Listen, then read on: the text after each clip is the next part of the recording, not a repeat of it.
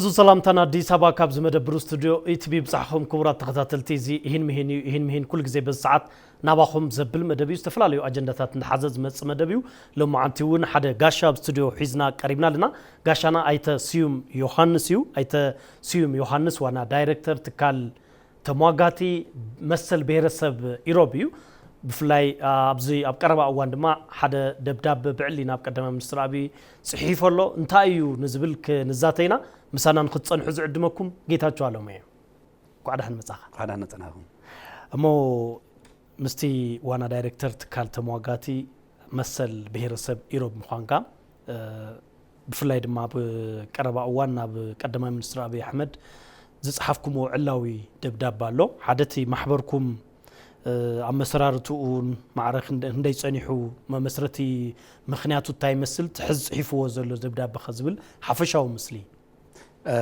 يغني ኣብዚ ጉዳይ ሓበሬታ መብረሂ ክህብ ስለዚ ዓደም ከን ብጣዕሚ ዘመስግን ብሽም ህዝቢ ኢሮብ ማለት እዩ እቲ ደብዳቤ ልክዕቲ ዝገለጽካዮ ደብዳቤ መሰረት ማለት እቲ ኢሮብ አድቮኬሲ አሶሲዬሽን ዲና ንብሎ እዚ ማለት ከዓ ናይ ኢሮብ ጉዳይ መሰል ኣብ ናይ ኩሉ ዓይነት መሰላት ዲሞክራሲያዊ ሰብኣዊ መሰላት ዝጣበቕ ወይ ዝማገት ድርጅት እዩ ቋቋም ከሎ ምናልባት ብሓድሽ ኣዋጅ ማለት እዩ ብ11 ዝብል ዝወፀ ሓድሽ ዝተመሓየሸ ኣዋጅ ናይ ሲቪል ሶሳይቲ ማለት እዩ ብኡ ተጣይሹ ያው ልክዕ ድሕሪ ለውጢ 2011 እዩ ተመስሪቱ ክምስረት ከሎ ሒዝወን ዝተለዓለ ዓላማታት ኣሎ ሓደ ሓሙሽተ ዝኾና ትዋና ግን ንህዝቢ ኢሮብ ድምጽ ብምዃን መሰላት ህዝቢ ኢሮብ ንምሕላውን ድምጽ ንምዃን እዩ ትንተነብሉ ግን ንዚ ክምስረት ከዓ ደፋኢ ኩነታት ነይሩ ሽዑ ትዋና ህዝቢ ኢሮብ ናብ ሓደጋ ዘእተዎ ዓበይቲ ጉዳያት ኣሎ እዮም ካብቶም ዓበይቲ ከዓ ትዋና ብአልጀሪስ ውዕሊ አልጀሪስ ተዋሂሉ ዝጽዋዕ ምናልባት 1993 ኣብ አልጀሪስ ዝተፈረመ ስምምዕነት ንዑ ተኸቲሉ ከዓ ኣብ ዘሄግ ዝተወሰነ ማለት ብይን ኣሎ ማለት እዩ ናብ ተግባራዊ ዘይኮነ ሽካዕ ሕዚ ተንጠልጢሉ ዝርከብ ማለት እዩና እዚ ነዚ መልስ ንምሃብ ምክንያቱም ህልውናን ቀጻልነትን ህዝቢ ኢሮብ ናብ ሓደጋ ዘውድቕ ስለ ዝነበረ እንደገና ከዓ ምስኡ ብ1990 ኢትዮ ኤርትራ ጦርነት ዝነበረሉ ግዜ ብሰራዊት ኤርትራ እዩ ተታሒዙ ነይሩ ንኽልተ ዓመት ህዝቢ ኢሮብ ሽዑ ዝጠፍኡ ዝተዓፈኑ ሲቪል ዜጋታት ነይሮም ልዕሊ 100 ዝኾኑ ብቁጽሪ ከዓ ብጭቡጥ 93 ዝኾኑ ቆልዑ ዓበይቲ ደቂ ኣንስትዮ ደቂ ተባዕትዮ ዘለዎ ኣበይ ከም ዘሎ ሽካዕ ሕዚ ዘይፍለጥ ዜጋታትና ኣለውና ስለዚ ነዚኣቶም እውን ናይዚኣቶም ኣበይ ከም ዘለው ናይዚኣቶም ፍትሒ ንምሕታት እውን ሓደ ዓላማ ገይሩ ተላዒሉ ማለት እዩ እቶም ደፋእቲ ካብ ዝነበሩ ማለት እዩ እቲ ካልእ እቲ ዋና ዓላማ ህልውና ንምውሓዝ ህዝቢ ኢሮብ ብሄረሰብ ኮይኑ ንኽቕጽል ነዚ ከዓ አንጻር ህልውና ዘሎ ነገራት ከዓ ምስ ዝምልከቶም ኣካላት ወኪል ኮይኑ ክደራደርን ክማገትን ማለት እዩ ካብኡ መሰረተ ልምዓታት ጉዳይ እዩ ከምቲ ዝፍለጥ ኣብ ትግራይ ካብ ዘለው 98 ወረዳታት ምናልባት ልዕሊ 90 ገለን ዝኾኑ ወረዳታት ምናልባት ማእኸል ወረዳ ኣስፋልት ዘይኣተዎ ሓደ መንገዲ ዘይብሉ ኢሮብ ወረዳ እዩ ብወረዳ ዝፍለጥ ግን መሰረተ ልምዓት ዘይብሉ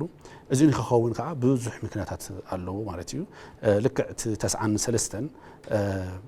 ሻዕብያ ወይ ሰራዊት ኤርትራ ተደፊኡ ተሳዒሩ ካብ ኢሮብ ተጸሪጉ ምስ ወፀ እቲ ከባቢ ሰላማዊ ህዋህው ኣይኮነን ፈጢርዎ ማለት እዩ ኣይ ሰላማዊ ጦርነት በቃ ድፋዕ ኮይኑ ይቐጽሉ እቲ ከባቢ ማለት እዩና እዚ ስዒቡ ልመፀ ብዙሓት ጸገማት ስለ ዝነበሩ እዚኣቶም ምስ ዝምልከቶም ኣካላት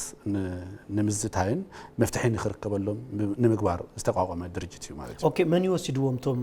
ልዕሊ 93 ዝኾኑ ሰባት መዓዝዮም ተወሲዶም መን ይወስድዎም ኣበይና ያለው ተባሂሉ እዩ ዝግመት እቲ ዝወሰዶም ሻዕብያ እዩ ይፍለጥ እዩ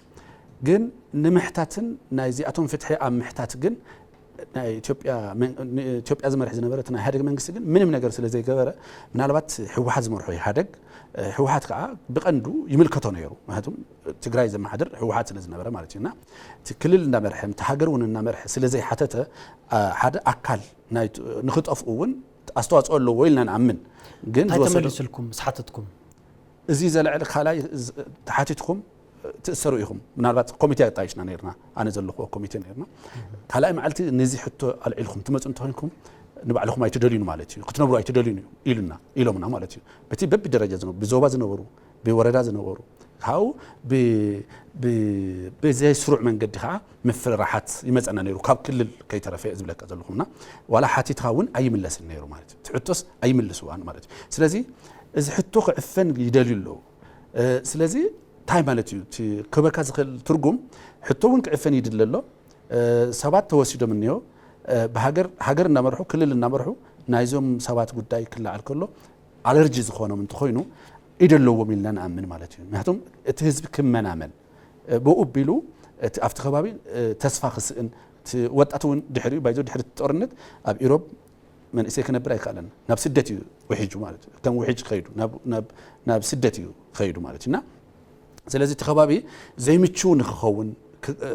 تغيروا إذا نقول مقبار جن حوحتنا وعلو عبي إجام ترى لو جن تسراوي تشعبيا جن نتوم تسعان سلسلة أي مخنيات حوحتكم وزم مالتي خبابي سون كيك أصل ويافت خبابي نسوتو ود خبابي سلاماوي هيوت كي نبرز زخ مالتنا خجبرز كم حدا دفاع يخوينو أكل كوينو استرخب له مخنيات تاعي بتعمل صباح كم درجة نحن نأمنون بناتنا مصنعات مسرت نأمنون نجر له حزب بناتنا درجة يزبلكها انتهينا نبل من البعض زي مالت زي عرق تقارنو حوحاتن إيروب حزبن نا إيروب هلونا مسنا حوحات كو إكزيست كقبل أي خليني لنا نأمن مهاتهم حدا زي تقارنو زجمر ناب دحري له 10 سبعة حد ويم سلسات مجر سلسات شعات سلسان شو منت خبابي جميرو ينانبل مهاتهم كوابي في خبابي تايم نيرو لكعتنا إثيوبيا ريفولوشن ناي تمارجون أسكاون تنا ريفولوشن تنك قبل خلو نا كاد سبان قصيلو تنكسك أسينا بإيروب كبابي خيرو أقطعنا أسيمبا أو أسيمبا خيرو مالتي سلازي توم من البات توم إيهابا زبهالو ناو خيرهم تحايت بحال نيرو واحد شعو عندنا دما جيجحات زبهالو نيرو نورماليا بإيروب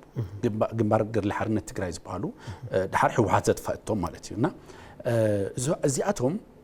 نأخذ خلوا من البات أفتي إيروب قدم يلو لماذا من البات إيهابا نيرو إيهابا علامة أمنا نبين نيرو نحو حتنا إيهابا مالتنا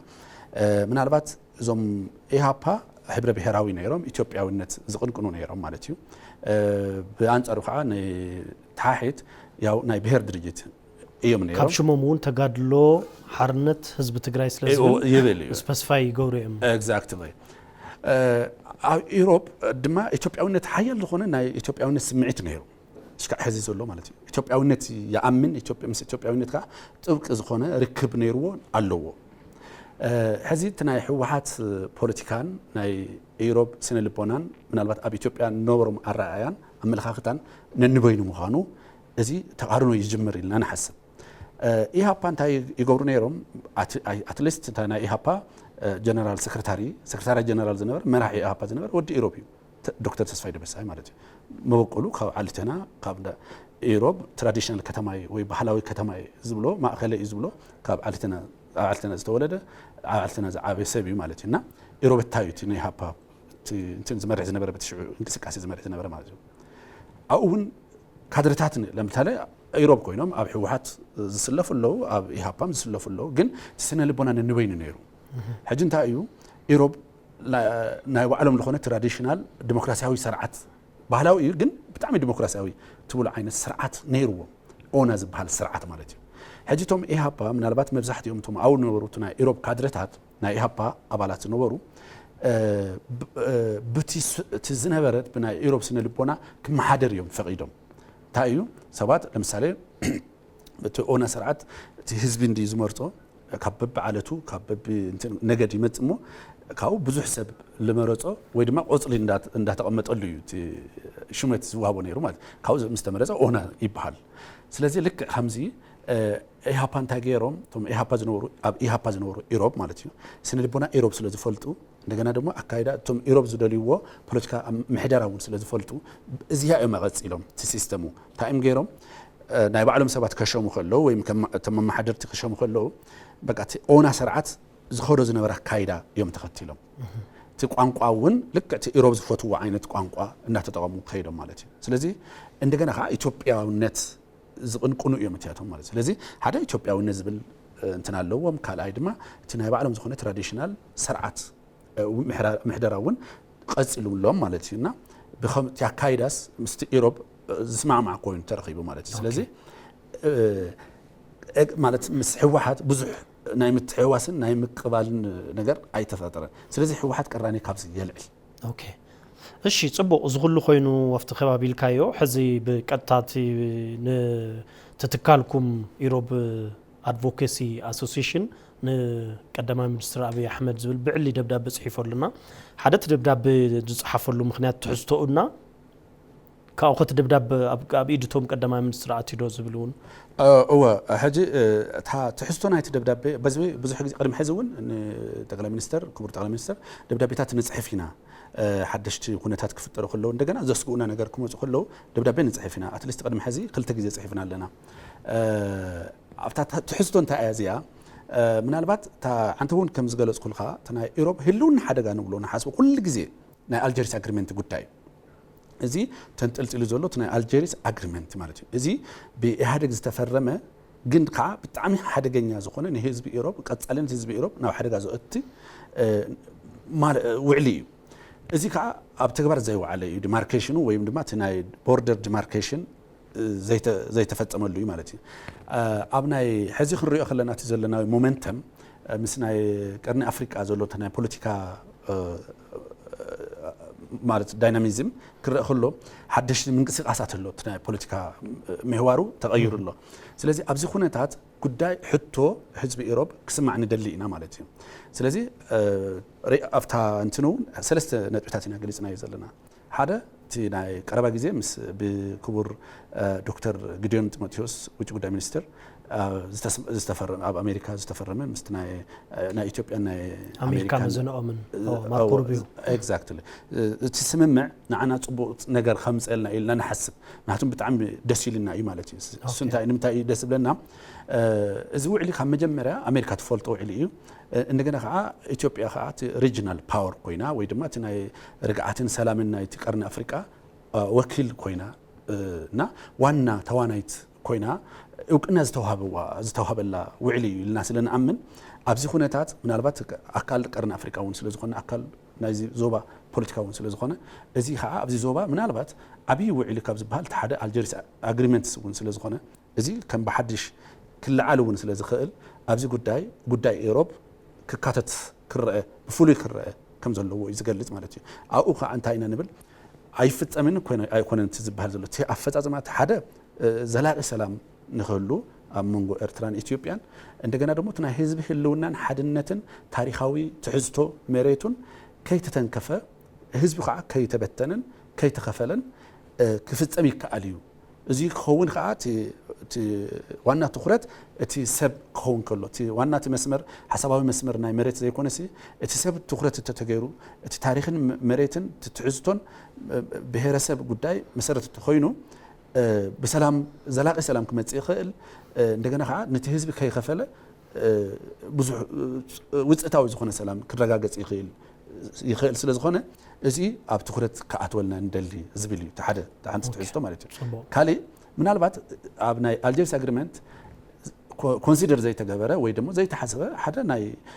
ዩናይትድ ኔሽንስ ድንጋጌታት ኣሎ ማለት እዩ ብቁጽሪ ውሑድ ዝኾነ ህዝቢ ንህልውናው ኣብ ዘስግእ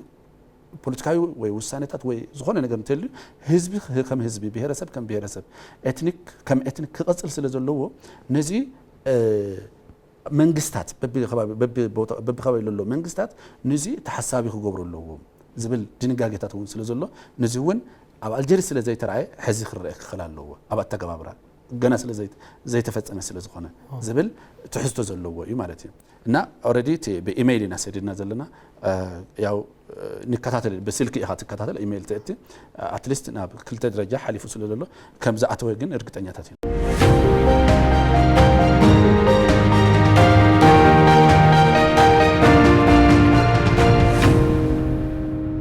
ምስ ዋና ዳይሬክተር ትካል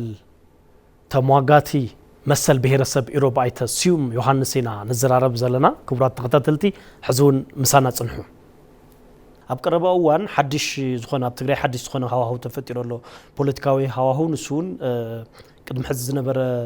ቤት ምኽሪ መሊስና ዝብልና እቲ ቤት ምኽሪ ንሱ ድማ ተመሊሱ ምስተባሃለ ፕሬዝደንት ገይሩ ዝኾነ ኣካል መሪጹስ ብትመገዲሱ ዝጓዓዝ ዘሎና እዚ ሕዚ ኣብ ቀረባ እዋን ዝተገበረ ናይ ትግራይ ናይ ፖለቲካዊ ለውጢ ንህዝቢ ትግራይ ብመንጽር በሰላም ክኾን ይኽእል እዩ ቁጠባ ክኾን ይኽእል እዩ ብዝተፈላለዩ ኮታስ ማለት ዝሃስዮ ድዩ ወይስ ዝጠቕሞ ድዩ ከመይ ኢኻ ተዓዚብካዮ ከመይ ረኺብካዮ ብሓፈሻት ከይዲ በዓሉ እዚ ከም ተጋሩ ከም ማለት ተወለድቲ ትግራይ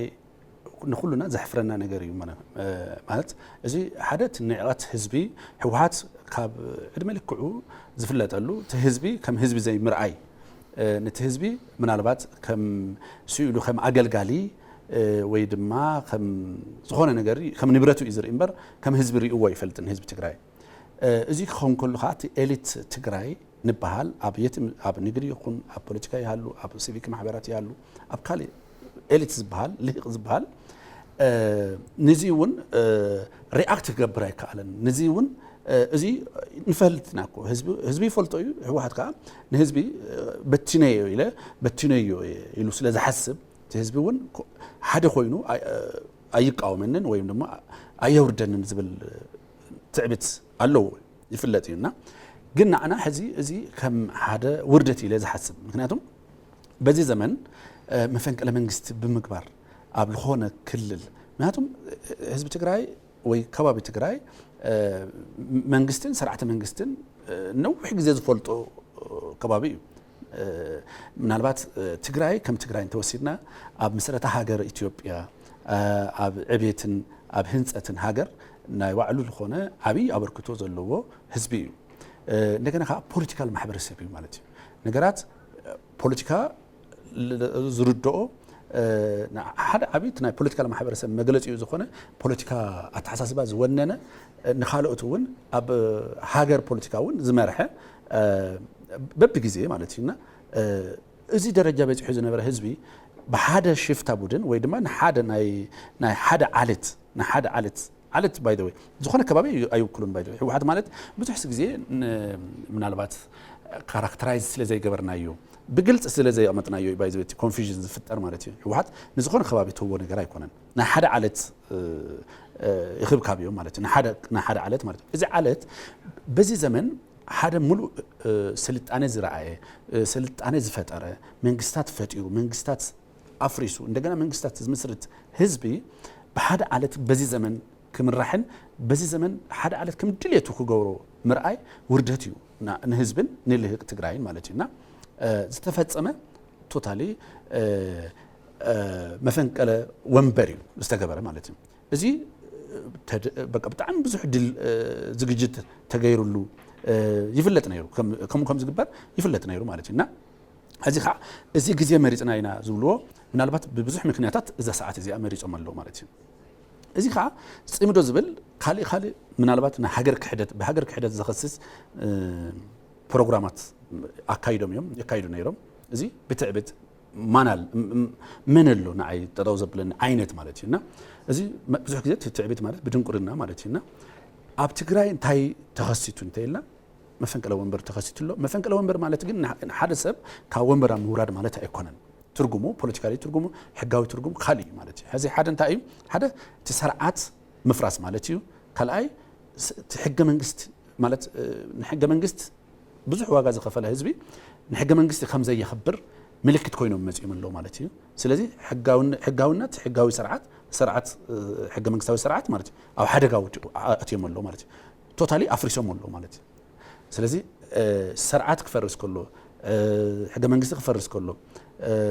ቅድሚ ሕዚ ባይዘ ጦርነት ክጅምሩ ክደልዩ ከሎ እንታይ ኢሎም ሕገ መንግስቲ ተፈሪሱ ወይ ሕገ መንግስቲ ተነኺኡ ዝብል ነገር ነይሩ ሕገ መንግስቲ ብተደጋጋሚ ዘፍርሱ ግን ንሳቶም እዮም ማለት እዩ እና ሕገ መንግስቲ ዝብልዎ ካልእ ህዝቢ ዝብልዎ ካልእ እዩ ንምንታይ እዩ ነቲ ሕገ መንግስቲ ማለት ንሳቶም ነኽብሮ ኢና ዝብልዎ እሞ ኣካል ናይቲ ሕገ መንግስቲ ዝነበሩ ኣካላት ክጸድቕ ከሎ ጀሚሩ ብመሪሕነት ዝነበሩ ኮይኖም እንዳሃለውሲ ተደጋጋሚ ከፍርስዎ ወይ አንጻር ትሕገ መንግስቲ ክዘምቱ ወይ ኮፍሩ ዝገብሮም ዘሎ ቀንዲ ምክንያት ታዩ ኢልና ምውሳድ ንኽእል ህወሓት ሓደ ነገር ባህሪኡ ዘይተቀየረ ባህሪኡ ትዝዛረቦን ዝገብሮን ንንበይኑ እዩ ኩሉ ግዜ ማለት እዩ ሕዚ ሽፋን እዩ ኩሉ ነገር ሽፋን እዩ ሕገ መንግስቲ ዝበሃል ሽፋን እዩ ሕዚ እውን መሬት መምላስ ወይ ገዛእታዊ ሓድነት ገለ ዝብሎ እሱ ሽፋን እዩ ታ ማእኸል ኩሉ ግዜ ታ ቋንቋ ስልጣን እዩ ኣብ ስልጣን ተተፈቂድሎም ሕዚ ለምሳሌ ስልጣን ወንበር ወሲዶም ኣሎ በቃ ቀጽሉሉ እንተ ዝበሃል ነይሮ ወልቃይታ ይሓቱ ሕሞራ ይሓቱ ምንም ነገር አይሓቱን ማለት እዩ ስለዚ ታ መነጽር ኩሉ ግዜ ዝጭነቁ ሳቶም ታይ ህዝብ ብምንታይ ኢና ክነላዓል ንኽእል በቃ ታናይ ደካማ ጎንናት ህዝብ ምእላሽ ያ በቃ ናቶም እንትንበር ታ ታርጌት ኩሉ ግዜ ስልጣን መቕጻልን ኣብ ስልጣን መንባር እዩ እስካ ዕለት ሞቶም ኣብ ስልጣን መቕጻል ማለት እዩ ሕዚ ታናይ ፋሚሊ ናይ ቤተሰብ ዳይናስቲ ስርወ ፋሚሊ መቕጻል እዩ ኩሉ ግዜ ማለት እዩ እሱ ንኽቕጽል ግን ግዴታ ምክንያቱም ሓደ ብዘይ ሕጋዊ ኣግባብ ዝኻዕበቱ ሃብት ኣሎ ስልጣን ኩሉ ነገር ኢሎም ይኣምኑ ብስልጣን ዘይርከብ ነገር የለን ኢሎም ይሓብሩ ስለዚህ እነዚህ ኩሉ ነገር ሃብት ንምርካብ ካሊት ድሌታት ንምምላ ስልጣን ክሕዝለዎም ስለዚህ ስልጣን ያታ ዋና መነጽሮም ህዝብ ዝበሃል ነገር የለን ትመሬት ዝበሃል የለን ማለት ስለዚህ ኦኬ ሕዚ ምስ ትመሬት ካባልዓልካ እንደውም ሕዚ ብዙሕ ግዜ ሶም ዝዛረቡ ከም ዝበልካዮ ናብዚ ናብ ወልቃይት ሑመራ ዝብልና ግን ድማ ኤርትራ ዝሓዞም ከባብታት ኣለዉ እዮም በቲ ናትኩም ከባቢውን ሓደቲ ኢሮብ ከባቢውን ኣሎ ካው ከዓ በዚ ብባድመም ብዝተፈላለዩ ከባብታት ኮታስ ብርክት ዝበለ ከባብታት ሒዘለና ብዛዕባኡ ሓደ መዓልቲ ተዛሪቦም ኣይፈልጡን ነቲ ጽምዶ ከይጎድኦም ድዩ ወይስ እንደውም ሕዚ ማለት ክትሓስቦ ከለኻ ከም ሓደ ዜጋስ ናብ ጎረቤት ዓዲ ዝተወሰደ መሬትካ ወይ ህዝብኻ እዩ ሞር ክሕስበካ ነይሩ ኣብ ውሽጢ ዓዲ ዘሎ ኣብ ውሽጢ ዓዲ ናይ ምሕደራ ጉዳይ እዩ ምሕደራ ፈላላይ እምበር ኦሬዲ ኣብ ውሽጢ ኢትዮጵያ ዘለዩ ኢትዮጵያውያን እዮም ተመዛበሉን ክምለሱ ዝኽእሉሉ መገዲ ኢኻ ከተመቻቹ ነይርካ ተኻሊእ ጉዳይ ዝጸንሕ ኮይኑ ቅድሚያ ንሰብኣውነት ስለትህብ ይመለሱ ድሕሪኡ ክትደራደር ክትዘራረብ ትኽእል ኢኻ ተቀራሪብካ እንታይ እዩ ሕጂ ሶም እቲ ናይ ውሽጢ ዓዲ ሞር ታሽሙ ይገብርዎ ግን ትግን ሓደ መዓልቲ ያልዕሎም ኣይፈልጡን ምክንያቶም እንታይ እዩ ክልተ ምክንያት ኣለዎም ሓደ ናይ ኢሮብ ዝጸንሕ ናይ ኢሮብ ናይ ምጥፋእ ፕላን ኣለዎም ዲዛይን እዩ ማዓዝ ከም ዝጠፍእ ካልኩሌት ገይሮም እዮም እቲ ኢሮብ ዝበሃል ብሄረሰብ ንምጥፋእ ዲዛይን የሆነ ዝኾነ ካልኩሌትድ ብዝኾነ መንገዲ ናይ ምጥፋእ ዓላማ ኣለዎም ካልኣይ ህዝቢ ዘለዎም እንደገና ከዓ ህዝቢ ዘለዎም ጸቢብ ድሌቶም እንደገና ታ ህዝቢ ናይ መቕስቃስ እንድያ ታ ህዝቢ ኣብዛሓ ምናልባት ሕሞራን ወልቃይትን ይኽብል እምበር ኢሮብ ኢሉ ዝለዓል ትግራዋይ ብዙሕ ትግራይ የለን ኢሎም ይኣምኑ እዮም ማለት እዩ ስለዚህ ዋና ፕሮፓጋንዳ ማሽንስ ከንቀሳቀሱ ምናልባት ናቶም ቶም ፕሮፓጋንዲስትስ ንብሎም ቶም ናቶም ተኸፈልቲ አክቲቪስታት ኢሮብ ኢሎም ኣይለዓሉን ስለዚህ ክለዓለሎም ዝኽእል ሕሞራ ወይ ወልቃይት ሰፊሕ መሬት ሕርሻ በሪ ገለ ክበሃል እዚ መላዓሊ ንህዝቢ ክኸውን ኢሎም ስለዝኣምኑ ማለት እዩ እዚ ስለዚህ ክልተ ዕድል እዮም ዝጥቀሙ ዘሎ ሓደ ኢሮብ ቀስ በቀስ ናይ ምጥፋእ ዕድል ካልኣይ እንደገና ሕዚ ምስ ኢሮብ እንተኢሎም ምስ ሻዕብያ ወይ ምስ ኤርትራ ዘይክስማዕምዑ ይኽእሉ እዮም ስለዚህ እዚያ በቃ ተና ህዝቢ ጉዳዮም ህዝቢ ስለዘይኮነ ጉዳዮም ታ ስልጣንን ታ ፖለቲካ ታ ፕሮፓጋንዳኦም ስለዝኾነ እምበር ሓደ ብሄረሰብ ክጠፍእ ብሄረሰብ ከም ብሄረሰብ እናጠፍአ ነቲ ብሄረሰብ ሓንቲ መዓልቲ እኳ ድምፂ ዘይትኾነሉ ወይም እዚ ትክክል ኣይኮነን ኣግባብ ኣይኮነን ሕጋዊ ኣይኮነን ዘይትብለሉ ማለት ንህዝቢ ትግራይ ይውክል ወይ ድማ ንህዝቢ ትግራይ ይጣበቕ ዝብል ወይ ንህዝቢ ትግራይ ይሓልይ ዝብል መንግስቲ እዚ ማንም ክርድኦ ዝኽእል ሓቂ እዩ ሕዚ ተመዛበልቲ ብፍላይ ካብዚ ካብ ወልቃይት ጸገደ ሕሞራ ገለ ተመዛበሉ ሰባት ንከይምለሱ ታዩ ዕንቅፋት ኮይኑ ኢልካ ትሓስብ ንስኻ ከም ሓደ ናይ ተኸባቢ ሰባብ ተኸባቢ ዝተፈላለዩ ጉዳያት እንቀሳቐስ መኒቱ ቀንዲ ሕማም ኮይኖም ዘሎ ብወገን መንግስቲ ፌደራል ዝዝረብ ካልእ እዩ ብናቶም ከባቢ እውን ዝዝረብ ካልእ እዩ መንግስቲ ፌደራል ዝብል ማለት ንኽምለሱ መገዲ ኣመቻቸየ ክመልስዎም ስለ ዘይደልዩ ኣይከኣሉን ይብል ኦፍ ኮርስ ንሶም እውን ዝኾነ ግዜ ፈትሊ ወርቂ ዝተዛረበቶ ነይሩ ንዓኹም ተዘይሒዝና ውድብ ክትድሕና ኣለዋ ኢሎምና ዝገርም ጽንዓት እዩ ዘለዎም ኢላ ደብረጽዮን እውን ከምኡ ዝኾነ ግዜ ኣልዕሉ ይፈልጥ እዩ ከምኡ ማለት ውድብ ክድሕና ኣለዎ ቅድሚያ ኢሎምና ዝብልና ብትክክል ውድብ ክድሕና ኣለዎ ኢሎም ይኣምኑ ዶም ተመዛበልቲ ወይስ ብሽሞም ድዩ ዝሽቀጦም ዘሎ ኣበይናይ ከባቢ ትሕማም ኢልካ ተኣምን ሕዚ በቃ እዚያ ታገልጽ ሓንቲ ነገር ክነግረካ ለምሳሌ ብፌደራል ዝበሃል ኣሎ ብኣቶም ወገን ዝበሃል ኣሎ ሕዚ ታ ክንመርጽ ንኽእል ታ ክንውስና ንኽእል ታ ዝረአ ነገር እንድዩ ኦኬ يخدموا نفط مريتهم كابو ناي ጸጥታ ይሁን ናይ ካሊ ይሁን ሓላፍነት ክወስድ ዝብል ፌደራል አካል አለ እሳቶም አይ ውድብ እንተ ዘይተመለሰ አይን ምለሰን ይሎምና ዝብል ፕሮፓጋንዳ እንትን ይገብሩሎ ማለት ስለዚህ ቀድሚያ ዝውሃብ ዘሎ እንታይ መኒ ውድብ እዩ ስለዚህ ህዝቢ እንተ ተመልሱ አጀንዳ ክሳአን እዩ ማለት እዩ ናይ መቀስቀሲ አጀንዳውን የለን ማለት እዩ ስለዚህ ህዝቢ እንታይ ማለት ህዝቢ መሳርሒ እዩ ኮይኑ ዘሎ ማለት እዩ ኩሉ ግዜ ናይ ህወሓት ፖለቲካ ባህል ከም እዩ ህዝቢ መሳርሒ እዩ መገልገል እዩ ናይ መን ናይ ስልጣን ትሕጃ እዩ ኩሉ ግዜ ዝተሓዝ ማለት እዩ ህዝቡን ትጂሆ ዝተተሓዘ ህዝቢ ሕዚ ጠቅላላት ክልል ዘሎ ህዝቢ እዩ ጂሆ ተታሒዙ ዘሎ ማለት እዩ ኣብቲ ናይ ገታቸው ዝነበረሉ ግዜ እቶም ድሕሪኡውን ምናልባት ነቶም ተፈናቀልቲ ተመዛበልቲ ጂሆ ናይ መሓዝ እዩ ነይሩ ስልጣን በአቶም ምድርዳር በአቶም ህይወት ብናቶም ህይወት ምድርዳር ማለት እዩ ኣብ ከንዳ በቃ ዝቢ ኣብሊዕኻ ማለት እዩ ይኸው ህወሓት ስለ ዘይተመለሰት እዩ ብዝብል ዓይነት ፕሮፓጋንዳ ሕጂ ንሶም ዘጣይሽውን ማሕበራት ኣለዋ ንኣብነት ሓንቲ ጽላል ገለ ሲቪክ ማሕበራት ናይቶም ተመዛበልቲ ትብልና ሕዚ ንሶም ባዕሎም ቶም መናእሰይ ያው ዝተማሃሩ መናእሰያት ዘለውዎም እዮም ና ማለት ካብቶም ተመዛቢሎም ዝወፁ ዝርከቡ መናእሰይ ዝርከቡዎም እዩምና ሕዝቶም መናእሰይ ባዕሎም ዝተፈላለዩ ሚድያታት ክንሪኦም ከለናስ ናይቶም ናይዞም ፖለቲከኛታት ዝብልዎ ኣብ ውድብ ትኩረት ዝገብሩ እዮም ውድብ ክትድሕና ኣለዋ ዘካይድዎም ሰልፍታት ትዝክር ትኸውን ኢኻ ብዝተፈላለዩ ሶሻል ሚድያታት እውን ትሪኦም ትኸውን ኢኻና ሶ ዞም መናእሰይ እዚኦም እውን ምስኦም ኣይ ቲንክ ብጥቕሚ ዝተኣሳሰሩ ይመስለኒ ሶ ኣብዝሓ ህዝቢ ከመይ እዩ ባዕሉ ነፃ ኣውፅኡ ንዕኦም ምስ መንግስቲ ፌደራል ብቐጥታ ተራኺቡ ክኸደሉ ዝኽእል እንታይ ዓይነት ሰንሰለት ወይ ድልድል ክርከብ ይኽእል ሓደ እንታይ እቲ ህወሓት ዝሃነፆ ነገር ህወሓት ብሕታዊ ወክል ንባዕሉ እዩ ሃኒፁ ህዝቢ እውን ከም መንግስቲ ወይ ከም ፖለቲካ ፓርቲ ከይርኡ ይገይርዎ ከም ጣዖት ዝምለኽ ኩሉ ግዜ ካልኦት ፓርቲታት ዝመፁ ዝኸዱ ወይም ደገፍቲ ወይም ዓጀብቲ ምናምን እሱ ጥራሕ ግን ዝነብር ጣዖት ዝምለኽ ንባዕሉ ዝቐረፀ መብዛሕትኡ ህዝቢ ከዓ ብኸምኡ ምናልባት ድሕሪ ብዙሕ ፕሮፓጋንዳ ናብኡ ገጽ ዝመፀሉ ኩነታት እዩ ተፈጢሩ ማለት እዩ ሕዚ እንታይ እዩ ኣብ ዝኾነ ከባቢ ካብ ዓቐን ንላዕሊ ፕሮፓጋንዳ ክዝርጋሕን ክሰራጩ ከሎ ናብ እምነት ናብ ኣምልኾት ዝቕየረሉ ኩነታት ኣሎ ማለት እቲ እምነት እውን እኮ ብዙሕ ግዜ ብተደጋጋሚ ስለ ዝነገረካ ዘይትሪኦ ሓይሊ ምእማን ማለት እዩ ስለዚ ህወሓት እውን ዘይረአ ጉልበት ከም ዘለዋ ዘይረአ ኣብ ደም ህዝቢ ከም ዝኣትወት ኣብ ምናምን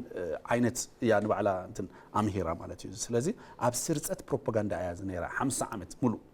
ስለዚ ኣብ ልምዓት ኣብ ገለ ምናምን ኣይኮነ ኣብ ትግራይ ብፍሉይ ኣብ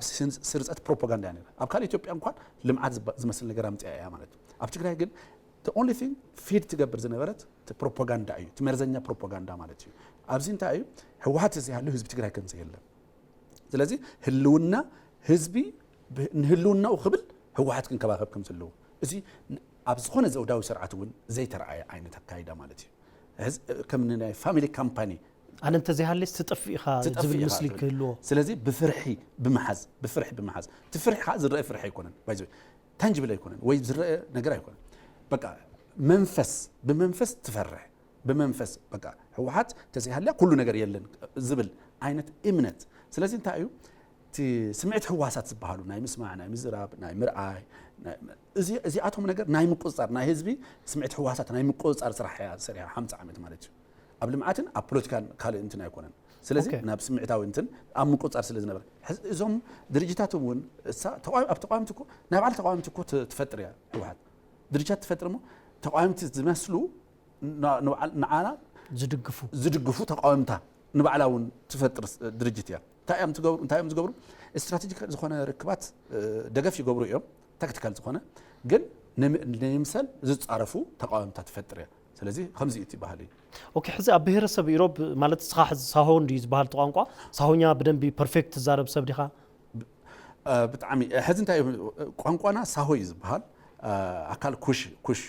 ኩሽ ዘርኢ ሓረግ ዘለዎ እዩ ግን ታ ቋንቋ ንምጥፋእ ኦልሬዲ ነዊሕ ክያዱ ተኸይዱ እዩ ህወሓት ብዲዛይን ብፖሊሲ ኣጥፊዋ እዩ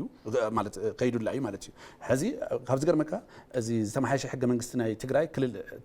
እንትን እንታይ ዝብል ኣይፈቅድን ስራሕ ቋንቋ ከይኸውን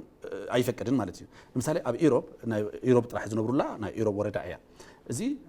ናይ ምምሕዳር ቋንቋ ይኮነን ናይ ትምህርቲ ቤት ቋንቋ ይኮነን ናይ ፍርድ ቤት ቋንቋ ይኮነን ማለት እዩ ስለዚ ቋንቋኻ ዘይትዳነየሉ ግን ትዛረብሉ ዶ ካባኻ ጀሚርካስ ኣብ ገዛ ኢኻ ትዛረበሉ ስለዚ ትዛረብ ኢኻ ቋንቋ ፐርፌክት ይዛረብ ግን ናይ ምምሕዳር ቋንቋ ግን ኣይኮነን ኦኬ ዘይተመሓደረሉ እንተኮይንካ ቋንቋ እንዳጠፈ እዩ ዝኸይድ ክነግረካ ካብዚያ ኢሮብ ኣብ ናይ ኢሮብ ወረዳ ዘሎ ቤት ፍርዲ ዳኛ ኢሮበታይ ዓቃቢ ሕጊ ኢሮበታይ ከሳሲን ተኸሳሲን ኢሮበቶት እንዳሃለው ዝማገቱ ችሎት ቋንቋ ትግርኛ እዩ ኣይፍቀድን ብሳሆ ክትነጋገር ማለት እዩ ስለዚ እንታይ ይግበር መስልካ ታ ክስ ንምስራት ማመልከቻ ንኽትጽሕፍ ትግርኛ ፐርፌክት ዝንገረሉ ከባቢ ኢልካ ምናልባት እሽካዕ መቐለ ወይ እሽካዕ ዓድዋ ኸይድካ ኢኻ ኣጽሒፍካ ማመልከቻ ማለት እዩ ናብ ኢሮብ ተመሊስካ ኢኻ ትሟገት ሬኻ እዚ ምናልባት ኣብ ሕገ መንግስቲ ካልእ ዝብል ብሄረሰባት ብናይ ባዕሎም ቋንቋ ይመሓድሩ ብናይ ባዕሎም ቋንቋ ይመሃሩ ብናይ ባዕሎም ቋንቋ ክዳን ኣለዎም እዩ ዝብል ኣብ ኢሮብ ግን ምናልባት ማመልከቻ ንኽትጽሕፍ ካልእ ወረዳ ኢኻ ትኸይድ ካብ ኢሮብ ወረዳ ወፂኻስ ካልእ ወረዳ ኸይድ ሕዚ ኣብ ክልል ኣምሓራ እንድሕር ርኢናስ ብሄረሰብ ኦሮሞ ዝበሃል ኣሎ ኣብዚ ወሎ ከባቢ ብሄረሰብ ቅማንት እውን ናይ ባዕሎም ዝኾነ ምምሕዳር ገለ ኣለዎም ብሄረሰብ ኣገው እውን ብፍላይ ኣብዚ ጎጃም ርእሱ ዝኸኣለ ዞባ እዩ እቲ ዞባ ባዕሉ ንባዕሉ ዘመሓድር ናቶም ናይ ብሄረሰባዊ ኩሉ ነገሩ ዘማልአ ማለት እዩና ሶ ኣብ ትግራይ ሕዝስ ከምኡ ነገር ኣይተፈጠረን ኣብ ዝሓለፉ 20 ገለን ዓመታት 30 ዓመታት ኖርማሊቲ ብሄረሰብ ኢሮብ ዝበሃል ሲ ብሽም ጥራሕ ኢና ንፈልጦ ማለት ድዩ ናብ መሬት ዝወረደስ ርእሱ ባዕሉ ንባዕሉ ከም መሓድር ብቋንቋኡ ክዳነይ ከገለቶም ሓደ ሰብኣዊ መሰብ ክረኽቦም ዝኽእል ሰብኣዊ መሰላት ወይ ሓደ ዝኾነ ብሄረሰብ ክረኽቦም ዝኽእል ናይ ኢትዮጵያ ሕገ መንግስቲ ዝፈቅዶስ ኣይረኸብናን ኢኻ ትብለኒ የለን ቶታሊ የለን ተሓቲቱ ኣይፈልጥን ድዩ ከምኡ ንክኸውን ዝሓትት ሰብ ይፈራራ ኣፈራሪሕካዮ ፀጥ ተብሎ ማለት እዩ ኣበይ ኢኻ ትሓትት ምክንያቱም ኣብ ትግራይ ሓደ እቲ ማሕበረሰብ ዝፈጠርዎ ማሕበረሰብ እውን ዋ ናብ ባዕልኩም ግዲ ክትኮኑ ትደልዩ ኣለኹም ዋ ናብ ዝበሃል ነገር እዩ ዝነበረ ክነግረካ ማለት ኣብ ዝኾነ ግዜ ተሓቲቱ ዋ ኢሮብሲ ብኢሮብ እንተ ዝመሓደር ዝብል ሕቶ ተላዒሉ እንታይ ማለትኩም እዩ ተባሂሉ ዋ ሕገ መንግስቲ ከምኡ ዝብል ዓሪፍኩም ተቐመጡ እዩ ተባሂሉ እዚ መሬት ትግራይ እዩ ናይ ምባል ነገር እውን ይመጽእ እዩ ተረዲካ ስለዚ ቋንቋ ማዓስ ከም ዝጠፍእ ኦልሬዲ ካልኩሌት ዝገበርዎ ነገር እዩ ማለት እዩ ስለዚ ናይ ኢሮብ ቋንቋ ዝጠፍኣሉ ግዜ በቃ ብካልኩሌት ብኸምዚ ሕዚ እንተቐፂሉ ምናልባት ብዙሕ ግዜ ዝጸንሕ ኣይኮነን ግን ሕዚ ብዙሕ ጻዕርታት ይግበረሉ ብደቂ ኢሮብ እንደገና ኣብቲ መሬት ኣብቲ ከባቢ እውን ኢንቨስትመንት ከይግበር ናይ ጦር ወይ ድማ ዋር ዞን ናይ ጦርነት ከባቢ ወይ ዘይ ሰላም ዘይብሉ ከባቢ ገይሮም እዮም መቐሚጦሞ ኣብዛሓ ኢሮበታይ ኣብቲ ከባቢ ካብቲ ከባቢ እንዳለቐቀ ይኸይዱ ምክንያቱ ኣብ መንጎ ኢትዮጵያን ኤርትራን ከባቢ ስለ ዝርከብ እዋ ምክንያቱም ልዕሊ 21 ዓመት ሰራዊት እዩ ተቐሚጡሉ እቲ ከባቢ ኖ ዋር ኖ ፒስ ብዝብል ግን ብርክት ዝበለ ቁፅሪ ዘለዎ ሰራዊት ኣው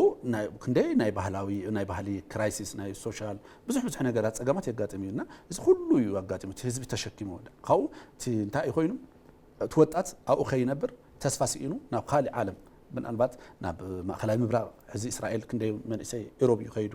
ናብ ኣውሮፓ ስደት ኩሉ ኣብ ሊብያ ኣብ ሰሃራ በረኻ ዝተረፉ ኣብ የመን በረኻ ዝተረፉ ብዙሓት እዮም ስለዚ እዚ ኩሉ ኣብቲ ከባቢ ተስፋ ሲኢኑ ኣብቲ ከባቢ ንኸይንበር ተገይሩ ተደፊኡ ዝወፅእ ማሕበረሰብ ማለት እዩ ስለዚ ሕዚ ኣድቮኬትኩም ንቐጻሊ እንታይ ዕቅድ እዩ ዘለዎ ሓደ ትዋና ንሓቱ ሕቶ ሓደ ብኣድቮኬሲ ደረጃ እውን እቲ ህዝቢ ኣዌር ምግባርን እቲ ህዝቢ ትመሰሉ ክፈልጥ ምግባር ከም ሓደ ጎል ሒዝና ከም ሓደ ስራሕና ሒዝና ኣለና ካልኣይ ግን ኣብ ትግራይ ናይ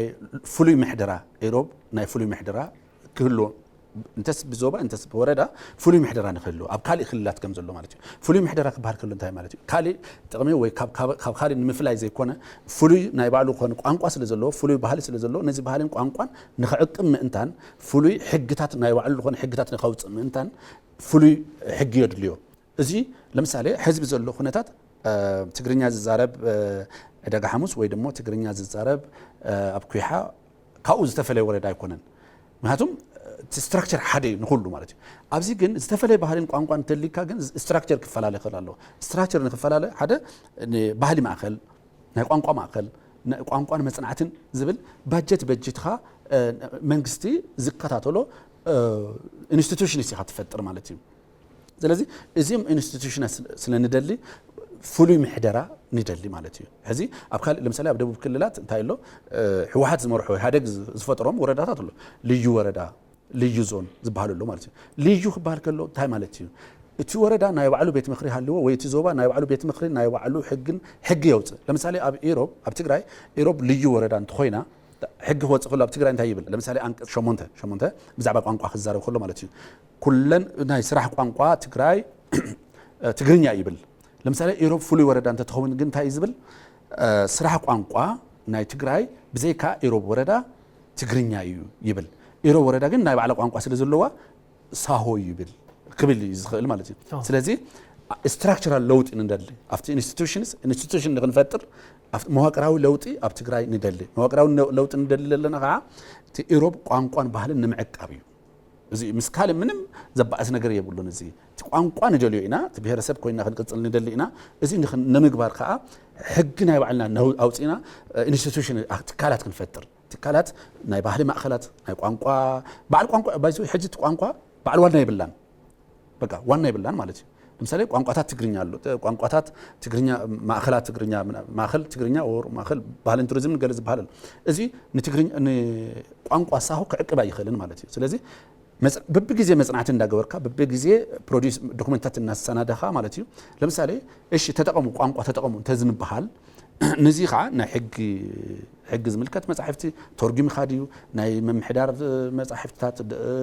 ሰነዳት ሕግታት ክተውፅእ መጀመርያ ተውን ኩሎም ዓይነታት ቋንቋ ክህልሎ ቋንቋ በዓል ዋና ክህልዎ ኣለዎ ማለት እዩ ስለዚ ህዝቢ ዘሎ ኩነታት በዓል ዋና ስለ ዘይብላ ዝከታተል ትካል ክህሉ ስለ ዘለዎ ሓደ ምሕደራ ናይ ኢሮብ እንተስ ብወረዳ እንተስ ብዞባ ፍሉይ ምሕደራ ክንገብር እቲ ዓብይ ታርጌትና እዚያ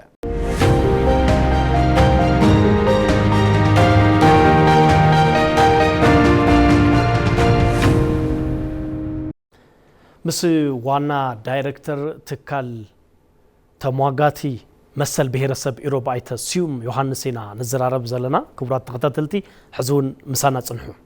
ሕዚ ምስቲ ብፍላይ ኣብቲ ንቀዳማይ ሚኒስትር ኣብይ ኣሕመድ ጽሓፍኩሞ ደብዳቤ ምስ ቀይሕ ባሕሪ መተሓሒዝኩም ዘለዓልኩሞ ጉዳያት ኣሎ ኢትዮጵያ ድማ ብቀረባ እዋን ብፍላይ ናይ ኣፍደገ ባሕሪ ናይ ምርካብ መሰል ኣለኒ ወይ ድማ ሓደ እዋን ሲኢነየ እምበር ናይ ባዕለይ በር ባሕሪውን ነይርኒ ሕዝውን ክረክብ ኣለኒ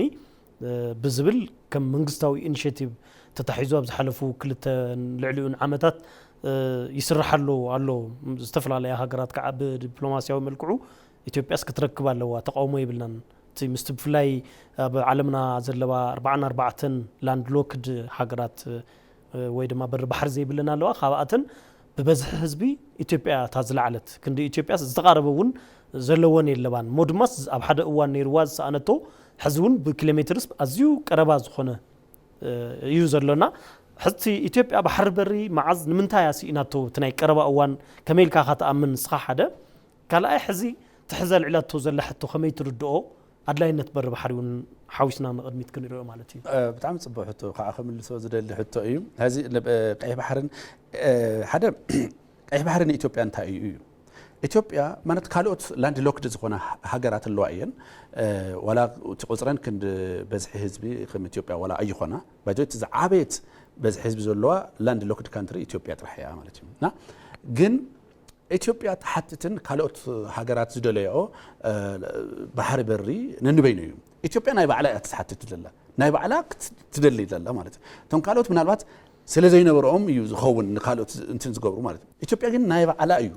ባሕሪ በሪ ትደልየሉ ዘላ ማለት እዩ እና ኢትዮጵያ እዚ ብትሪዝን ወይ ድማ ሃገር ክሕደት ኩሉ ግዜ ንብሎ ህወሓት ዝፈጽሙ ክሕደት እዩ እዚ ኣብ ሃገር ዝፈጽሙ ሃገራዊ ክሕደት እዩ እዚ ክልተ ግዜ ይፈጽምዎ እዚ ታሪኩ ምናልባት ከይነውሕ ሓፂረ ክነግረካ ማለት እዩ ኢትዮጵያ ምናልባት መብዛሕትኦም እንታዮም ክብሉ ክከራኸሩ ትርኢ ብሃፀይ ምኒልክ ግዜ እያ ባሕሪ ስኢና ዝበሃል ነገር ኣሎ እሱ ኦልሬዲ በትሽዑ ግዜ በቲ ሕንፃት ዝነበረ በቲ ድሕሪ ጦርነት ዓድዋ ተፈጺሙ ነይሩ ትሪቲስ ሰለስተ ትሪቲስ ምናልባት 1900 1902 1908 ዝተፈረሙ ውዕልታት ማለት በቲ ውዕልታት ምናልባት ባሕሪ ካብ ቀይሕ ባሕሪ ርሒቓ ነይራ ማለት እዩ እዚ ኣጋጣሚ ኮይኑ ብጣልያን ካልኣይ ግዜ ስለ ዝወረረ 1927 እንደገና ስለ ዝወረረና እቲ ውዕልታት ክፈርስ ተገይሩ ቮይድና ናል ተባሂሉ ማለት እዩ ከም ዝፈረሰ ተኣውጁ ዓለም እውን ፈሊጥዎ ማለት እዩ ስለዚ በዚ ምክንያት እቲ ሲኢናዮ ዝነበረ ብሃፀይ ምኒልክ ግዜ ብዝተፈረመ ውዕሊ ምክንያት ሲኢናዮ ዝነበርና በሪ ባሕሪ ኦልሬዲ ረኺብና ማለት እዩ ምክንያቱም እቶም ውዕልታት ፈሪሰን እየን ማለት እዩ ካብኡ ቀፂሉ ብሃይለ ስላሴ ግዜ ሽዑ ሃይለ ስላሴ ግዜ ጣልያን ወረራ እውን ዝኸውን ዘሎ ካብኡ ኣካል ኢትዮጵያ ኮይና ቀፂላ ኤርትራ ሽዑ እውን እንታይ ይግበር ኤርትራ ትናይ ካብቶም ኮሎኒ ካብ ኣፍሪቃ እንትን ክወፁ ምስ ጀመሩ ኤርትራ እንታይ ትኹን ዝብል እንትን ይኮይኑ ዩናይትድ ኔሽን ምስ ተመሰረተ ማለት እዩና ጉዳይ ኤርትራስ ናበይ እንታይ ይገበር ተባሂሉ ምስ ተረኣየ ቀዳማይ ሕቶ ኮይና ልመፀት ምክንያቱም ቅድሚኡ ነበራ ብናይ ኣፍሪቃ ሕብረት እውን ሓደ ሕጊ ኣለዎ እንታይ እዩ ኩሉ ብዝነበሮ ክፀንሕ ዝብል ወይ ድማ በቲ ናይ ኮሎኒ ዝተተሓዙ ከባቢታት ሃገራት ነፃነትን ክእውጃ እውን ዝፈቅድ ነይሩ ናይ ኤርትራ ግን ከም ኮሎኒ ኣይተወሰደን ከም ቅኝ ግዝኣት ከም ቅኝ መግዛእቲ ከም ባዕዳዊ መግዛእቲ ኣይተወሰደን እንታይ ኣካል ኢትዮጵያ ያ ተዋሂዳ ተወሲዳ ምክንያቱም ከም ባዕዳዊ መግዛእቲ ኣይተወሰደን ናይ ኣካል ኢትዮጵያ ኮይና ዝኾነ ክፍሊ ለኾነ ግዜ ተታሒዙ ነበረ ማለት እዩና ዩናይትድ ኔሽንስ ብዚ ኣይፈልጣን ምክንያቱም ብባዕዳዊ መግዛእቲ ከም ዝተታሓዘት ሃገር ኣይፈልጣን ማለት እዩ ስለዚ እሱ ስለ ዝነበረ እንታይ ይኾን ምስ ተባሃለ ያው ግሩፓት ናይ ተመስሪቶም እቶም ሓሳባት ከምፁ ዝኽእሉ ኣድሆክ ኮሚቴታት ተመስሪቶም ሪኦሞ እዮም ማለት እዩ ድሓር እንታይ ይሆን ኣማራፅታት መፅኡ ኦፕሽንስ መፅኡ እቲ ኤርትራ ጉዳይ ሓደ ዝኾነ ክፍሊ ምስ ሱዳን ዝኾነ ክፍሊ ናብ ኢትዮጵያ ተዋሂሉ ክትከፋፈል ዝብል ሓሳብ እውን መፅኡ ግን ቶም ዝመረፁ ሰለስተ መማረፅታት ኩል መጠንጠንያ ዝነበሩ ወይም ደግሞ ማእኸል እንትን ዝነበረ ኢትዮጵያ በሪ ባሕሪ ከይትስእን ዝብል እዩ ስለዚ ኢትዮጵያ በሪ ባሕሪ ናይ ኢትዮጵያ ምዃኑ ስለ ዝተኣመነሉ ኤርትራ ኣካል ኢትዮጵያ ኮይና ንክትቅፅል እዩ ተወሲኑ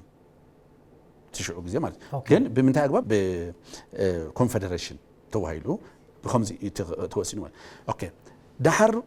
ብዚ ቀፂሉ ኮንፌደሬሽን ዋላ እንተፈረሰ ባሕሪ ግን ዋንነቱ ናይ ኢትዮጵያ እዩ ነይሩ ማለት እዩ እዚ እውን ቀፂሉ ብደርግ ግዜ እውን መፂና ማለት እዩ ደርግ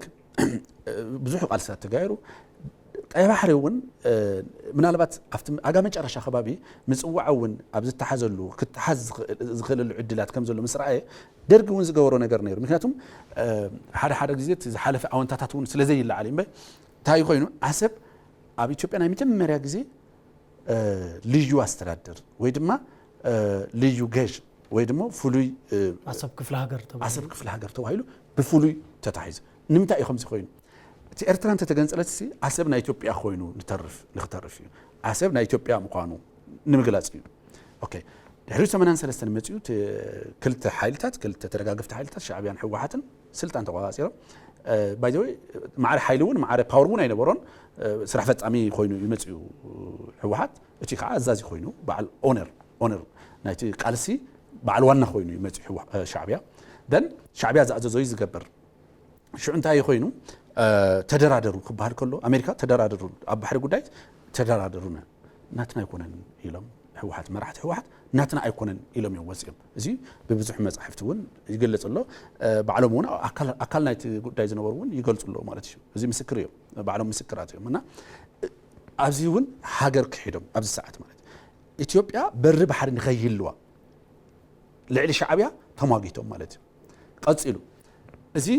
ምናልባት ሽዑ ዝተወደበ ሓይሊ ኢትዮጵያዊ ሓይሊ ስለ ዘይነበረ ምናልባት ናይ ኢትዮጵያ ሓይሊ እውን ዝተበተነ ፖለቲካ ሲስተም እውን ስለ ዝነበረ ንሕወሓት እውን ክዓግድ ዝኽእል ሓይሊ እውን ስለ ዘይነበረ እዚ በቃ ኣሜን እውን ኢሉ ኣይተቐበለን ግን ስኢሉ በቃ ተደፍጢጡ ብሓይሊ ፀጥ ክብል ተገይሩ ማለት እዩ እቲ ፖለቲካ ሓይሊ ኢትዮጵያ ማለት እዩ ሽዑ ግዜ ኦልሬዲ ሰዓሪ ኮይኑ ዝመፀ ወኪል ሻዕብያ ኮይኑ ስለ ዝመፀ ማለት እዩና ብከምዚ ተሳኢኑ ማለት እዩ ሕዝቶም መራሕቲ ሕወሓት ከምዚ ዓይነት ውሳነ ክውስኑ እንታይ እዩ ኣገዲድዎም ማለትስ ኣዛዚኦም ድዩ ብትክክል ልዕሊ ዓቕሞም ስለ ዝነበረ ድዩ ናይ ኢትዮጵያ ህዝቢ ሒዞም ከንሶም ኣንጻሩ ክስለፉ ኣይክእሉ ዶ ነይሮም ወይስ ሂድን ዝኾነ ዘይተረዳእና ኣጀንዳ ኣሎ ኣብ ድሕሪኡ ሕወሓት ማለት ባይ ዘ ወይ ብጣዕሚ ቅንበቀለኛ ብጣዕሚ ቅመኛ እዩ ንእሽተን ነገር እውን ብንእሽተን ክፍኣት ብዙሕ ነገር ክዕኑ ዝኽእል ድርጅት እዩ ምክንያቱም ናይ ዓለት ጉጅለ ስለ ዝኾነ ዓለታዊ ጉጅለ ስለ ዝኾነ ኩሉ ግዜ እቲ ዓለት ንባዕሉ ዝርእየሉ ኣንግል ምናልባት ብሃገራዊ እንትን ኣይኮነን እታ ናይ ዓለት ኢንተረስት ንእሽተን እያ ብኡ ኢንተረስቲ ኩሉ ነገር ዝቃኒ ማለት እዩ ሓደ ኣብ ኢትዮጵያ ዝነበሩ ጽላዓት ይመስል ካልኣይ ንስልጣን ምናልባት ኣብቲ ስልጣን ቁጥር ሓደን ንኢትዮጵያ ጽላዓት ዘለዎ ድርጅት እዩ ካልኣይ ንስልጣን እውን ሓደጋ ክኸውን ይኽእል እዩ ኣብ ኢትዮጵያ እውን ኣይነብርን ኣብ ኢትዮጵያ እንተቢልና ናይ ባዕልና ንኸውን ኢና ስለዚ ኢትዮጵያ ናይ ምፍራስ ዓላማ ዝተውሃቦ ዓላማ ነይሩ ሓንቲ ነገር ምናልባት ንስልጣን ኩሉ ግዜ መነጽር ስልጣን ስለ ዝኾነ ምናልባት ደርግ እውን ንክሳዓር ካብ ዝገብሩ ሓደ ናይ ቀይ ባህሪ ውግያታት ስለ ዝኾነ ምናልባት ግብጽ ካልኦት ጸላእት ኢትዮጵያ ዝኾኑ ኢትዮጵያ ንክትፈርስ ይደልዩ ስለ ዝነበሩ ልኡቕ ምናልባት ንስልጣን ሓደጋ እዩ ንቀይ ባህሪ መልክዕ ማለት ንቀይ ባህሪ ንኢትዮጵያ ምሕሳብ ማለት ንስልጣን ሓደጋ እዩ ዝብል እውን ኣለዎ እዩ ማለት እዩ ብዚ እውን ይለዓል እዩ ካልእ ዕድል እውን ተፈጢሩ ካልእ ዕድል እሳቶም በዚያ ጥፊዮም ኣለዉ ኣሜሪካ እውን ተገሪማ እያ ዝበሃል ቶም ኣደራደርቲ ማለት እዚ ባህሪ ኣይትደራደሩን ዝብል ኣይትደራደሩን ዶ ኣይትሓቱን ዶ ዝብል ካልኣይ እቲ ናይ 1990 ናይ ኤርትራ ኢትዮጵያ ጦርነት ግዜ እንደገና እዚ ዕድል ደጊሙ መጽኡ ማለት እዩ ሽዑ ምድራር ይከኣል ነይሩ ሓደ እዚ ድርጅት ክንደይናይ ጥፋት ዘለዎ ድርጅት ምዃኑ ክትፈልጥ ብጦርነት ብክንደይ መስዋዕትነት ኢትዮጵያ ካብ ሻዕብያ ሓራ ወፅያ ማለት እዩ ተታሒዙ ነበረ ቦታታት ነፃ ወፅዩ ኢሮብ ሓዊሱ ማለት እዩ ወፅዩ ከሎ ናብ ድርድር ከይዶ ናብ ድርድር ክኸድ ከሎ እቲ ናይ ማለት ሌጋል ፍሬምወርክ ክበሃል ከሎ ቀደም ዝሞተ ቀደም ቅድሚ ክንደይ ዓመታት ጣልያን ለፍረሶ እንደገና ከዓ ሕብረት አፍሪካ እውን እውቅና ዘይሃቦ ምናልባት ምስ ኮሎኒ ዝተገበሩ ውዕልታት ፍራሽ ተፈሪሱ ዝተውሃሉ እንትንስ ህይወት ክዘርእ ገይሩ ማለት እዚ 1900 ዝበልኩኻ 1902 ዝበልኩኻ 1908 እዞም ውዕልታት እዚኣቶም ኦልሬዲ ዝፈረሳ እዮም ነይሮም ብሃፀይ ሃይለስላሴ ግዜ ከም ዝፈረሰ ተኣዊጁስ ኢትዮጵያ ከም ብፍሩሽ ትፈልጦም ኣወጃት እዮም እዚኣቶም ማእኸል ክንገብር ንኽእል ኢና ኢሎም እዮም መፅኦም ህወሓት መራሕቲ ህወሓት ዝፈረሰ ውዕልታት ማለት እዩ ስለዚ እዚ በዚ መንገዲ እንታይ ይገብሩ ዘሎ እቲ ቀይሕ ባሕሪ እንደገና ኣካል ኢትዮጵያ ንኸይኸውን እዮም ዝፍርሙ ዘሎ ኢሮብን ንምጥፋእን ቀይሕ ባሕሪ ኣካል ኢትዮጵያ ንኸይኸውን እዩ እቲ ዝሞተ ውዕልታት ዝተልዓሉ እንደገና ኣልዒሎም ማእኸል ናይቲ ፍሬምወርክ ገይሮሞ ሕዚ በዓሉ ኣብ ቀረባ እዋን ዝተፈላለዩ ናይ ህወሓት መራሕቲ ኦር ወሃብቲ ቃል ብዝተፈላለዩ መልክዑ ንፈልጦም ግን ናይቲ ፓርቲ ላዕለዎት ኣመራርሓ ኮይኖም ብሉዓላውነት ኤርትራ ይደራደርን ክሳብ ሕዚ ዋላስ ከምኡ ይብሉ እዮምና ብፍላይ ኣብቲ ብዝሓለፉ ኣብቲ ዝነበረ ኩናት ዝተወሲና ሻዕብያ ኣትዩ ኣብቲ ከባቢ ብዙሕ ነገር ፀገም ፈጢሩ ይብሉና ዝነበሩ ባዕሎም እዮም ሕዚ ከዓ ግልብጥ ኢሎምስ ብሉዓላውነት ኤርትራ ይደራደርን ክብሉ ከለዉ እንታይ ማለቶም እዩ ወይ ንዕኦም ማለተይ ፍሉይ ነቲ ናይ ባዕሎም ህዝቢ ሲ እቲ ናይ ሉዓላውነት ኤርትራ ይጠቕሞ ድዩ ኮይኑ ኦር በርግጥ ንህዝቢ ኣይሓሉን ኢልካኒ ኢኻ ቅድምና እንታይ እዩ ምክንያቶም ምስሩ ሓደ ነገር ክነግረካ ሕጂ እቲ ገዛኢ ዝበሃል ዘሎ ሓሳብ እኮ ልመፅእ ዘሎ እንታይ እዩ ትግራይ ኣብ ትሕቲ ባዕዳዊ መግዛእቲ እያ ዘላ ዝብል ሓሳብ ኣሎ ምክንያቱም እቲ ፋሚሊ እቲ ስድራ እቲ ህወሓት ዝገዝእ ዘሎ ስድራ ተጋሩ ኣይኮኑን እንኳን ተጋሩ ኢትዮጵያውያን ኣይኮኑን እዩ ዝበሃል ዋላ እቲ ታሪኾም እቲ ድሕረ ባይታኦም ኣተሓሳስቦም ስነ ልቦናኦም እቲ ደሞም ዋላ እቲ ደሞም ተጋሩ ኣይኮኑን ስለዚ ትግራይ ኣብ ትሕቲ ባዕዳዊ መግዛእቲ እያ ዘላ እቲ ዝበሃል እዚ ገዛኢ ሓሳብ ኮይኑ መፅኡ ዘሎ ማለት እዩ ስለዚ እዞም እዛ ፋሚሊ እዚኣ እዛ ስድራ ቤት እዚኣ ድሕረ ባይታ ክፅናዕ ከሎ ትግራዊት ኮይና ኣይተረኸበትን ኢትዮጵያዊት እውን ኣይኮነትን ስለዚ ባዕዲ ዝገዝኦ ከባቢ እቶም ካልኦት በቢኸባቢ ውሕ ልብሉ ዝነብሑ ኣኽላባት ምናልባት ዝተለኣኹ ካድረታት ኣፊን ከብድን ጥራሕ ሒዞም ዝመፁ እምበር ኣእምሮኦም ኦልሬዲ ኣብዚያ ሕሰቡ ከምዚ ይበሉ ዝተባሃሉ እዮም ንዓቶም ሓዊስና ኣይኮንናን እቲ ህወሓት ባዕዳዊት እያ ንብል ዘለና ማለት እዩ እሳቶም ያው ዝተገዝኡ እዮም ፅባሕ ዝመፅእ ገዛኢ ተመፂስ ማለት ማንን ክካረዮም ዝኽእሉ እዮም ዋናው ነገር ኣፍ ምህላዎም እዩ ኣፍን ከብድን በቃ ናቶም ካልእ ናቶም ኣይኮነን ዓይንም እዝኖም رئيسهم ناتهم بس حز انترناشنال كوميونيتي بفلاي مس امريكا كوني خليو حبرة اوروبا استفلاليا حقنا حقر مرحتي استفلاليا حقرات اوروبا ونابقرا وان نابنت مرحيت طاليان مصيانيرا ناي فرنساي مرحون كومو كوتاس زمصو مرحتي اسرائيل حويسكا خالوتهم كلهم ني ايثيوبياس بر بحري كتركبس مالت اندوم كنحجزنا كله يمزلو زلونا ابوشت زخينكا نو نحنا نلوالوينت ايرترانا ندرادر مبال بعلو كافتن تهزبي زي محلاي تلعيلكا نتناتهم سلطان كبسرو تحز زلو اسلالفان ابنت نسوم حز صمدو زبلوس نمسال برهان حبيركا مس شعبيا خوينكا فانو إلكا خاو بعلو مالو غليو زحسبونا حزي يوقعهم زلو توم نرئم زلنا حزتهم ناي كاب البرهان اكل زخونو عطوات مسلم برازر هود غلز بحالو ابقرب اوان امريكا خم قبر رعداوي قال لي لا فرجاتهم علنا تي اسلالفاتون توق على وي كالص خونه دردرون بخالي ملكع مصلي بحالنا سلا نعوم بعلو نتناتهم سلطان اور نتحزن خدوينا نساخوينا زبلو حدغا ايكونن الكا تحسب زخون تخوينو خمي زبل نجر حدا نجر ساتهم كل غزي تخرت انتسئينهم موماتهم يبقى تخرت الناس طورنت كفيتنا زبلو يوم باي ذا واي ابزخونه خبابي هيوت سب كفي الناس تخرت رخيبنا يوم زبلو هذه خمو بمبالهم زمص نجر يلن كومو بمبالهم زكالاخلو مانم حيلي يلن نشعبيا غارانتي خو يخلون منم كغبر يخلون ግን بمبالهم تخرتن مركابي بر يفلطيم منم كغبر كم زي يخلو ማለት ካለ مسمن يسلفو كم زلوون حيلي ميزان اون ايرينيوم كل ازي تعبيتيو حدا تعبيتيو كالاي كم تزولكوها تي انفيزبل هاندز بدحرت لولو تاسدرا تا بيتسب ايكوننا نرئ زلنا توم لوقاتنا نرئم زلنا لوق عز توهاله مالت غبر زتوهاله يزكبر ماشين كوي بقى ماشين اوريدي بروجرام تزغبر خايو بقى زتف زهاب كايو زتف مالتي توم واناو ነገር ግን ታ ኮር ፋሚሊ ኮሚሎ ማይዛረቡ እና በቅድም ታይመጹ ታ ኮር ፋሚሊ አሜሪካ ከነብሩ ይሁሉ ኦሬዲ ተበተሰበም ኦሬዲ አይፍትሞም ይም ትግራይውን ግል ካምፓኒ ናይ በተሰብ ካምፓኒውን ገይሮም አየም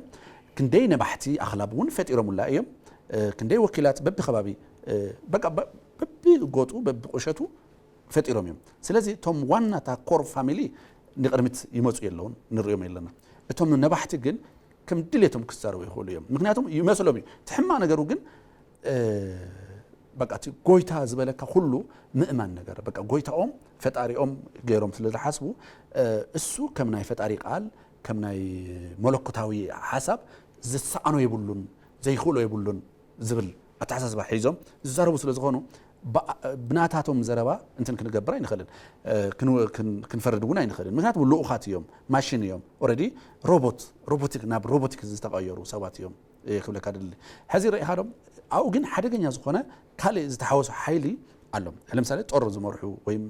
ሰራዊት ዝሓዙ ወይም ዕጥቂ ዝሓዙ ሓይልታት ተፈጥሮም هذه ዘብዕኝነት ሕማቅ ስራሕ አይኮነን ግን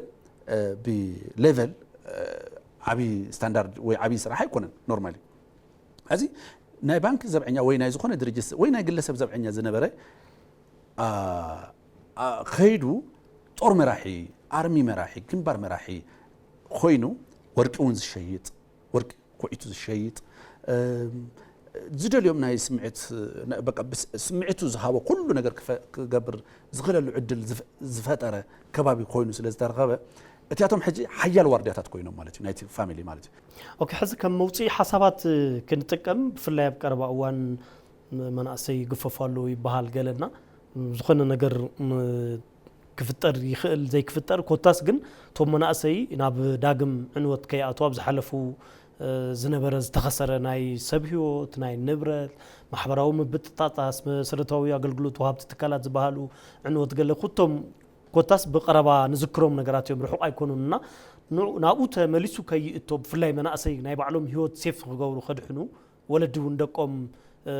تمليسوم ناب كال حدغا كيئتو بزحلفه ولادو ندقو سانه سب تمليسو لمي خيسن ناي موصي حسابات انتي كون لو افتخلل تبل سبيك محبرات كوني خليو استفلاليو بوليتيكاو بارتات كوني خليو ناي تግራይ ጉዳይ ምልከትና ይዝብሉ زحز نزحز زلو كونتات فلاي هيوت مناسي مدحان انتاي كسرح له تاي كغبرو لهم تم مناسيك كم حدا حو حدا نجر حدا نحمسا تاريخ لنا نحوحاتنا حمسا لمد لنا ህዝብ ትግራይ 50 ዓመት ልምድ ኣለዎ ይፈልጣዩ ኣብ ማዓዝ ለኾነ ነብ ስልጣኑ ለኾነ ካጽንዕ ክደሊ ከሎን ለኾነ ነገር ክደሊ ከሎን ህዝቢ ከመይዱ ናብ ጦርነት ከም ዝእቲ ንፈልጥ ኢና ርኢና ኢና ስለዚ ህዝውን ለኾነ ነገር ናብ ስልጣኑ ሓደጋ ወይም ድማ እቲ ዝደልዮ ነገር ዘይፍጸም እንተኮይኑ ዝኾነ መዓልቲ ዝኾነ ነገር ክገብር ከም ዝኽእል ክንፈልጥ ክንክል ኣለና ክንማር ክንክል ኣለና ካብቲ ሕሉፍ ተመክሮታቱ እቲ ታሪኩ ክርኢ ክንክል ኣለና ማለት እዩ ሕዚ ምናልባት እቲ ዓብይ ድሌቱ ምናልባት እቲ ዘሎታ ሕጂት ብመፈንቅለ መንግስቲ ሒዝዋ ዘሎ ስልጣን ኣጽኒዑ ክቕጽል ዝደሊ እዚ ንምግባር ከዓ ሕቶታት ካብ ውሽጢ ከይመጹ እቲ ማሕበራዊ ርግዓት ወይ ማሕበራዊ ሰላም ክስኣን ምግባር እዩ ውሽጢ በቃ እቲ ወጣት ዝበሃል ወይ ሓታቲ ጠያቂ ትውልድ ምናምን ከይህሉ እሱ ወይ ሰራዊት ኮይኑ እሳቶም ናቶም ዋርድያ ክኸውን ወይ ድማ ፈሪሑ ካብቲ ከባቢ ወጪ ክወጽእ ካብቲ ዓዲ ለቕዩ ንኽወጽእ እቲ ድልየቶም ማለት ምክንያቱም እቲ ከባቢ ማለት ርግዓት ንኸይህሉ ምግባር ሰላም ንኸይህሉ ምግባር እዚ ካብ ውሽጢ ዝመጽእ ሕቶታት ከይመጽእ ማለት እዩ እንደገና ኩሉ ግዜ ብስግኣትን ብፍርሕን ሒዝኻ እሱ ዝገብሮም እሱ ዝገብሮም ወንጀላት ንኸይፍለጥ ንኸይረአ ኣተንሽን ንብዝባዕ ትኩረት ምዝባዕ ስራሕቲ ስለ ዝሰርሕ ማለት እዩ ሕዚ ግን ገይርዎ ዘሎ ገበን ምናልባት ንዑ ሪኣክሽን ክወሃቦ ክመጽእ ይኽእል እዩ ብዝብል ፍርሒ ስለ ዘለዎ እንደገና ልእኽቶውን ስለ ዘለዎ ኩሉ ግዜ ዝልእኾ ኣብ ጦርነት ኳስ ይልእኾ እናወቆስ ዝለኣኾ ጎይታ ኣለዎ ሻዕብያ ዝበሃል ማለት እዩ እና ብዚ እውን ይለኣኽ እዩ ስለዚ ብባዕሉ ስለ ዘይኮነ ሓደ ብቲ ዘይጸግብ ዘይረክዕ ድሌታት ኣለዎ ካልኣይ ልኢኹ ልእኽቱ ዘይፈጺሙ ከም ርግማን ወይም ዝኾነ መዓት ከም ዝወርዶ ዓይነት ዝሓስቦ ጎይታ ኣለዎ ስለዚ ብዙ ክልተ ምክንያታት ጸገማት ክፈጥር ይኽእል ይፈጥር ኣሎ ካብ ጸገማት ምፍጣር ንድሕሪት ኢሉ ኣይፈልጥን ስለዚ እንታይ እዩ ሓደ ድምፂ ክኸውን ኣለዎ ሰብ ኣብ ውሑስ ከባቢ ዘሎ ካልኣይ ወጣት መንእሰይ ኣትሊስት ሰሪሓ ማሪሓ ናይቲ ሕወሓት ክርዳእ ክኽእል ኣለዎ ሕዚ እውን ወልቃይት ወይም ገለ ኣይኮነን እቲ ጉዳይ ወልቃይት ጉዳይ ኣይኮነን ጉዳይ እቲ ናይ ሕሙራ ጉዳይ ኣይኮነን ጉዳይ ተመዛበልቲ ናይ ምምላስ ጉዳይ ዘይኮነ ስልጣን መቐጻል እዩ ተኽኢሉ ናይ ኢትዮጵያ ስልጣን ምጥቕላል ሕዝቢ ዘለዎ ደረጃ ተዘይኽኢሉ ግን ናይ ትግራይ ኦውን ምግባር ከም ቀደማ ከም ድሌቱ ዝገብራ ዘሽከርክራ ከም ድሌቱ ዝሸጣን ዝልውጣን ትግራይ ምፍጣር ኣብ ትግራይ ከም ዓይነት ስልጣን ኦቶኖሚየስ ዝኾነ ስልጣን ሙሉእ ዘቋፀረ ስልጣን ንምድላይ ዝገብር ስለ ዝኾነ ምናልባት ህዝባውነት ምናልባት ናይ ግዛታዊ ሓድነት መን ይጸልኦ ማንም ትግራዋይ ግዛታዊ ሓድነት ይደሊ ክኽበር ይደሊ ማንም ትግራዋይ ተመዛበልቲ ሰላም ኮይኖም ዓዶም ክምለሱ ይደሊ ማንም ትግራዋይ ማለት እዚ ግን ፖለቲካ ሽፋን ኣይኮነ ዘይደሊ ግን ሕወሓት ጥራሕ እዩ እዚኣቶም ተመሊሶም አጀንዳ ይብሉን ስለዚ እቲ ዝደሊ ከም ኒውትራል ወይም ዘይደሊ ይመስል እቲ ጭራሽ ዘይደሊ ግን ደላይ ኮይኑ ዝመጸሉ ኩነታት ስለ ዘሎ እዚ ናይ ፖለቲካ ድራማ ካብ ናይ ሕወሓት ፖለቲካ ድራማ ክርዳእ ክንክእል ኣለና ስለዚ ኣብዚ ስቕ ንብል ኣለና ልህቅ እንተልዩ ታሪክ ተሓታቲ እዩ ዝኸውን ናይ ሞራል ተሓታቲ ብሞራሊ ክሕተት ይኽእል እዩ ማለት እዩ ስለዚ ናይ ሕልና ካብ ሕልና ዘምልጥ ስለዘየለ ናይ ሕወሓት ጦርነት ፕሮፓጋንዳ ካብ ምድጋፍ ነቲ ህዝቢ ወገን ህዝቢ ምዃን ይሓይሽ ኣትሊስት እሱ እንተ ዘይተኻኢሉ ኣካል ሕወሓት ከይኾንካ ወይ ኣካል ፕሮፓጋንዳ ሕወሓት ከይኾንካ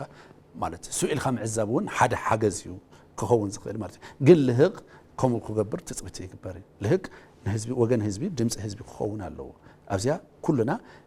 ክንረባረብ ክንክእል ኣለና ምክንያቱም ጉዳይ ህዝቢ ይምልከተና ጉዳይ ትግራይ ይምልከተና ንብል ኣካል ሕዚ ተሰማሪ ሕዚ ብሓደ ኮይና ዩኒፊኬሽን ፈጢርና ሓድነት ፈጢርና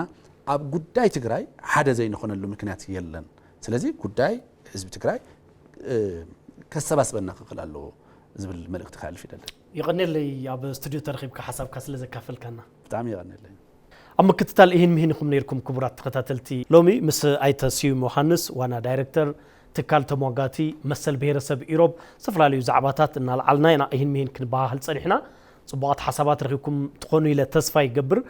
ንስለምክታልኩም ዘመስግን ኣነ ጌታቸው ኣሎሜ ቀጻሊ ብኻልኦት መደባት ክሳብ ንራኸብ ሰናይ ግዜ ንክኾነልኩም ትምኒትና እዩ